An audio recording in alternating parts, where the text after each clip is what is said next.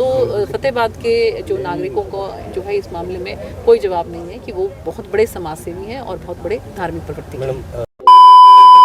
तो इस कार्यक्रम में सिरसा लोकसभा क्षेत्र से सांसद आदरणीय बहन सुनीता दुग्गल जी भी पहुंची है। उनका भी जो संस्था के अधिकारी हैं, पदाधिकारीगण हैं, उनका स्वागत किया। विनोद जी तायल, अशोक कुमार जी भूकर और भी जो गणमान्य हैं उन्होंने स्वागत किया, क्योंकि यहाँ पर आज देश भर से मंत्री और साधु महात्मा पहुँच रहे हैं।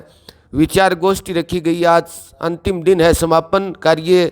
इस जो कथा थी भागवत कथा और जो भी यहाँ पर जो कार्यक्रम था उसका आज समापन होगा। तो माननीय सांसद जी मंच के ऊपर विराजमान और जो पहले पहुँचे हैं नेता और उन्होंने अभिनंदन स्वागत किया। उसके बाद में बहन माननीय सांसद जी अपनी जो सीट है उसके ऊपर विराजमान और आशीर्वाद लिए पहले संतों का और महामहिम राज्यपाल जी से, उसके बाद में अपने स्थान पर विराजमान। हम प्रयास भी करेंगे इनसे बातचीत करने का भी, तो आगे जो भी प्रक्रिया होगी हम आपसे रूबरू कराएंगे। अपना स्थान बहन जी ने ग्रहण कर लिया। आप यहाँ पर देखिए बहुत सी चीज़ें जो है वो यूनिक हैं अपने आप में। जैसे अगर हम यहाँ पर ये स्वामी सदानंद जी महाराज की जो प्रणामी गौ सेवा चैरिटेबल ट्रस्ट है, इसमें आप देखिए मुझे लगता है कि कोई भी प्रकल्प ऐसा नहीं होगा सेवा का जो यहाँ पर मौजूद ना हो। चाहे आप यहाँ पे गौ सेवा की बात करें, चाहे यहाँ पर प्रभुजनों की सेवा की बात करें, वृद्धाश्रम की बात करें, महिलाओं के लिए, बच्चों के लिए, तो प्रभुजनों की जिस तरह से यहाँ पर सेवा होती है, ऐसे ऐसे इंसान जिनको जो है वो पूरा परिवार, पूरा समाज जो है उनका परित्याग कर देता है, उनको किस तरह से उठाकर और फिर उसके बाद जो है एक मुख्य धारा के अंदर लेकर आना और प्रभुजन की तरह उनकी सेवा करना, मुझे लगता है कि अपने आप में यूनिक है। तो मैं इस बात के लिए स्वामी सदानंद महाराज जी को बहुत बहुत चरण वंदन करती हूँ।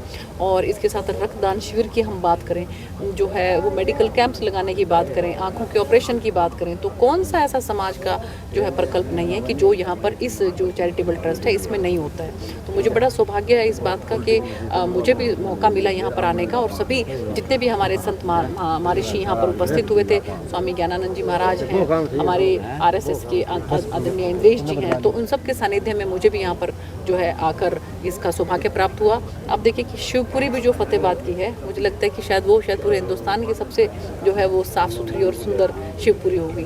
तो फतेहाबाद के जो नागरिकों को जो है इस मामले में कोई जवाब नहीं है कि वो बहुत बड़े समाजसेवी हैं और बहुत बड़े धार्मिक प्रवृत्ति। मैडम, पॉलिटिकल सवाल है कि जब अभी जो इलेक्शन हुए हैं उसके रिजल्ट भी आने वाले हैं, मैंडेट क्या कहता है और एग्जिट पोल क्या कह रहा है? एग्जिट पोल भी आपने देखा ही होगा कि बहुत से जो है लोगों की जो उनके मन में जो था उसको एकदम से बदल के रख दिया एग्जिट पोल ने भी। और मुझे पूरी उम्मीद है कि 5 राज्यों के अंदर बहुत थम्बिंग मेजोरिटी के साथ जो है भारतीय जनता पार्टी की सरकार जो है वो बनेगी, क्योंकि माननीय प्रधानमंत्री श्री नरेंद्र मोदी जी के नेतृत्व में केंद्र में जो काम हो रहे हैं और इसके साथ साथ हरियाणा के अंदर भी मैं देखती हूँ कि माननीय मुख्यमंत्री जी के नेतृत्व में जो काम हो रहे हैं, तो लोगों को जो है इस बात का पूरा भरोसा है कि आने वाले समय में हरियाणा के अंदर भी फिर से जो है भारतीय जनता पार्टी की सरकार रिपीट होगी और 2024 में माननीय प्रधानमंत्री जी के नेतृत्व में केंद्र में भी जो है वो सरकार रिपीट होगी। क्योंकि एक आप लोगों ने देखा होगा कि अभी जो है पूरे हिंदुस्तान भर के अंदर जो है एक विकसित भारत संकल्प यात्रा करके रथ यात्रा निकल रही है और उसमें जो है आप ये देखिए कि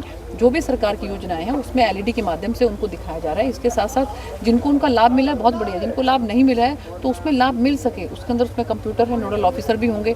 तो मुझे भी सौभाग्य प्राप्त हुआ, कल सिरसा के अंदर जो है पहले बड़ागुड़ा में हुआ और उसके बाद सुरतिया गाँव में हुआ, तो उन दोनों गाँव में मुझे जाने का सौभाग्य प्राप्त हुआ और बहुत अच्छे तरीके से जो लोग हैं उनका रिस्पॉन्स मिल रहा है। क्योंकि पहली बार आप ये देखिए कि माननीय प्रधानमंत्री जी ने यह कहा है कि ये नरेंद्र मोदी की गारंटी है कि आपको जो योजनाएं हैं उनका लाभ 100% मिले। इसी बात को सुनिश्चित करने के लिए ये यात्राएं चलाई जा रही हैं और ये पूरे हरियाणा के अंदर कम से कम 57 रथ जो है वो इसके लिए निकल चुके हैं और आज भी मताना गांव के अंदर भी है और हमजापुर गांव के अंदर भी है। तो इसी तरह से जो है बहुत से गाँव के अंदर कोई भी गाँव ऐसा नहीं बचेगा जिसके अंदर हमारी वो रथ यात्रा ना जाए। मैडम, अभी पिछले दिनों कृषि मंत्री का बयान चर्चा में रहा है जो किसानों को लेकर के दिया गया है। उसके अलावा जहरीली शराब कांड का भी जिक्र हो रहा है, शराब घोटाले को लेकर भी सरकार को घेरा जा रहा है। अभी रिसेंटली डिमांड भी की जा रही है कि इनकी जो है मांग CBI से और ED से कराई जाए, ऐसी मांग जो है आम आदमी पार्टी भी कर रही है। देखिए ऐसा है कि माननीय मुख्यमंत्री जी जो है वो भ्रष्टाचार को लेकर बहुत संजीदा हैं। उनको पता है कि 0 टॉलरेंस है उनकी भ्रष्टाचार के लिए।